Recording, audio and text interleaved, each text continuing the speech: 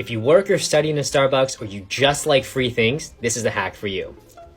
Hi Starbucks, I'd like to have another hot coffee, please. Certainly, sir. That'll be $3.99. Oh, I'm sorry. I should have clarified. I'm actually here to get a free refill.